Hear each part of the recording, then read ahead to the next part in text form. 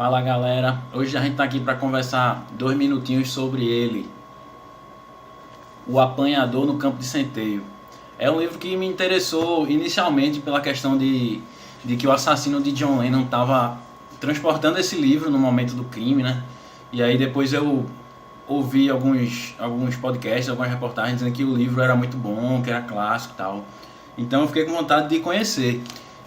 E aí eu postei no Instagram perguntando se o pessoal preferia que eu lesse como último livro do ano esse livro aqui, que é de Salinger, né? Jerome David Salinger, ou se eu lesse o Grande Gatsby de Fitzgerald. O livro de Fitzgerald eu já assisti 2 filmes, que o último com Leonardo DiCaprio está na Netflix, é muito bom. O original é melhor ainda, né? Mas esse com Leonardo DiCaprio também é legal. Então, algumas pessoas disseram que não era um livro tão legal e tal, que era só uma grande vibe em cima desse livro, mas que ele não tinha muito conteúdo. E teve a nossa amiga Catarina, ela disse que tinha lido 2 vezes já, e é uma pessoa que trabalha com poesia e tal. Aí eu vou tirar minhas próprias conclusões, né? Só que, assim, essa minha ideia de que poderia talvez esse livro ser uma fraude, assim, às vezes acontece, né? O livro tem muita fama, quando você vai ler não tem conteúdo. Eu achei que não procede nesse caso para mim. Eu achei um livro bastante interessante.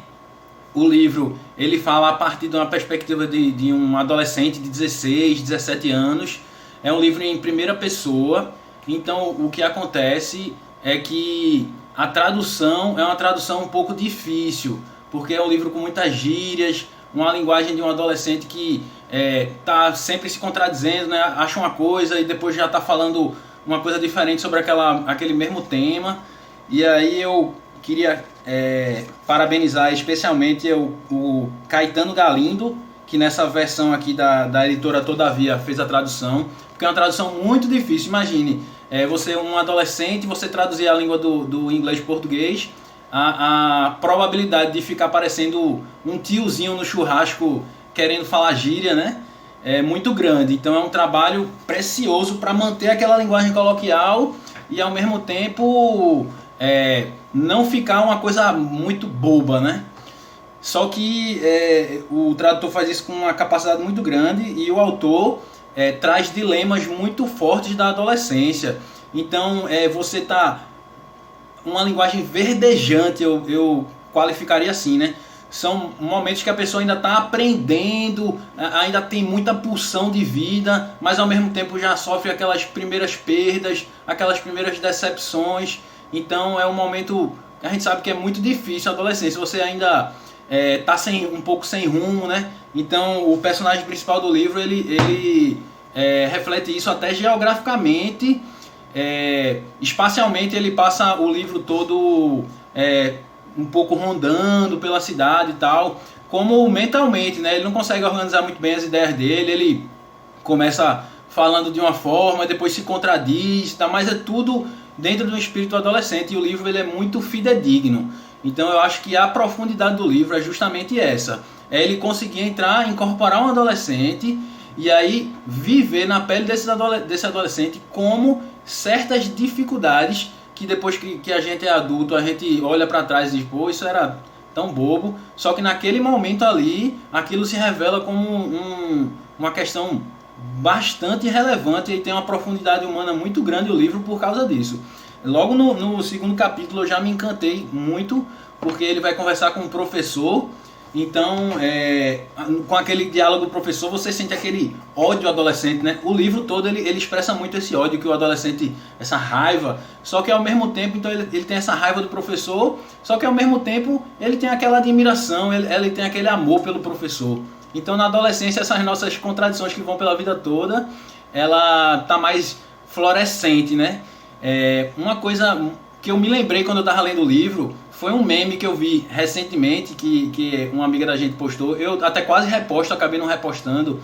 Que o meme, ele é assim, uma daquelas máquinas que você tira comida, você bota a moeda para tirar comida, aí dentro da máquina, a máquina está toda apagada, aí dentro da máquina tem um bilhetinho assim, escrito, eu estou sem luz, mas ainda funciono. E aí embaixo do meme com essa foto tinha assim, como eu estou me sentindo nesse fim de ano. Então, esse meme eu achei sensacional, porque ele exprime muitas vezes com a gente, mesmo sem estar com nenhuma luz por dentro da gente, a gente continua funcionando, né? Continua operando, não deixa de funcionar. Às vezes a pessoa até vê de fora e a gente tá bem, só que a gente não tem mais aquela luz lá dentro da gente. E aí o livro é justamente isso. Eu acho que o personagem principal ele ainda tem muita luz, apesar de que, se a gente imaginar que essa luz fosse uma vela, ele já recebeu os primeiros sopros, então já não está mais aquela luz totalmente brilhando, só que ainda tem muita luz. E aí fica assim, fica pra gente também, né? Eu também não repostei, eu sei que é uma brincadeira e tal, mas eu sempre reflito muito antes de repostar as coisas, porque a gente tem que ver como as outras pessoas vão receber isso. Às vezes a gente recebe uma brincadeira, né? E às vezes outra pessoa está passando por um momento, sei lá, um pouquinho mais difícil. Aí eu acho que, velho, essa questão de a gente sempre manter a luz da gente dentro, né, é uma coisa, pô, muito legal, né? Apesar de às vezes ser difícil, às vezes a luz dá uma apagada, a gente troca aquela luzinha e não deixa de funcionar, mas eu acho que a gente tem que procurar deixar aquela luz sempre acesa, mesmo que às vezes não seja uma tarefa tão fácil. E só mais duas coisas que eu acho interessante salientar é que esse livro ele mostra muito bem a cidade de Nova York a partir da perspectiva do personagem, né? Como eu falei, espacialmente ele não fica em um lugar estável, né? Ele está sempre circulando, ele e as ideias. E assim, é mais ou menos como quando a gente lê Machado de Assis, dá vontade de conhecer o Rio de Janeiro. Um pouco quando a gente lê o Salinger, dá vontade de conhecer aquela Nova York que ele retrata, né? E, pô, eu achei sensacional, sinceramente, a capa desse livro aqui, velho, nessa edição aqui. Não sei se dá pra ver legal. Dá uma olhada direitinho. É um cavalo. Por trás aqui tem a cidade de Nova York, tá vendo? O desenho, além de ser lindo, é um cavalo com uma lança cravejada assim, né? Então, pô, reflete bem aquelas principais ideias que eu falei, né? Que é da virilidade juvenil e tal, ao mesmo tempo já sofrendo uma certa ferida.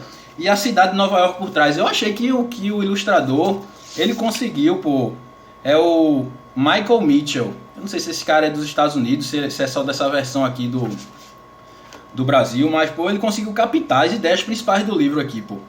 Que é esses primeiros sofrimentos, essa força ainda tá muito pujante, a cidade de Nova York ali atrás.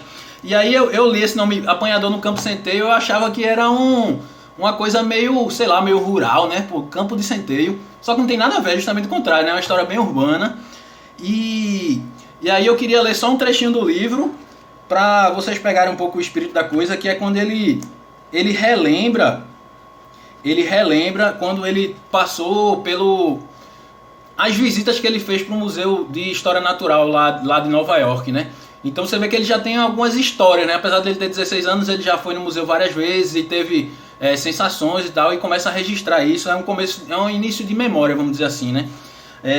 Então, nesse trechinho ele fala assim, deixa eu pegar aqui bem do trecho que chamou mais minha atenção. Só que a melhor parte naquele museu era, depois de ele fazer toda a descrição de coisas que interessaram ele no museu, ele arremata assim. Só que a melhor parte naquele museu era que tudo sempre ficava direitinho onde estava. Ninguém se mexia. Você podia ir até lá 100.000 vezes que aquele esquimó ainda ia ter acabado de pegar aqueles 2 peixes. Os pássaros ainda iam estar a caminho do sul. Os cervos ainda iam estar bebendo água, com aquelas galhadas bonitas e aquelas pernas bonitas e magrelas. E aquela índia decotada ainda estar tecendo o mesmo cobertor. Nada ia estar diferente. A única coisa que ia estar diferente era você. Não que fosse estar tão mais velho nem nada. Não ia ser isso exatamente. Você só ia estar diferente. Pronto. Dessa vez você ia estar de sobretudo, ou a menina que ficou com você na fila da outra vez podia ter pegado escarlatina e você ia ficar com outro parceiro, ou ia ser uma substituta levando a turma em vez da professora Aileen Tinger, ou você ia ter ter ouvido a tua mãe e o teu pai tendo uma briga terrível no banheiro, ou ia ter acabado de passar por uma daquelas poças na rua que tem um arco-íris de gasolina. Quer dizer, você está diferente de algum modo. Eu não sei explicar o que eu estou querendo dizer, e mesmo se soubesse, não sei se ia me dar vontade. É isso, esse trechinho eu acho que resume um pouco o livro, né? Você vê que é uma linguagem bem coloquial, tem trechos que é mais coloquial ainda, mas ele faz umas reflexões profundas. É isso aí, galera. Rapidinho aí, só para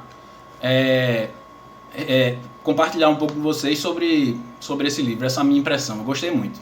Vou recomendar para os meninos. Acho que para adolescente é muito bom ler esse livro, velho. Um adolescente um pouco mais velho, assim, 16 anos, 15. Vou recomendar. Achei engraçado até que Heitor curtiu quando eu perguntei se queria que eu falasse um pouco sobre o livro, mas Heitor nunca vê os vídeos, né? Então eu vou botar ele para ver esse vídeo e para ler esse livro. É isso aí, galera. Um beijão para vocês e até a próxima.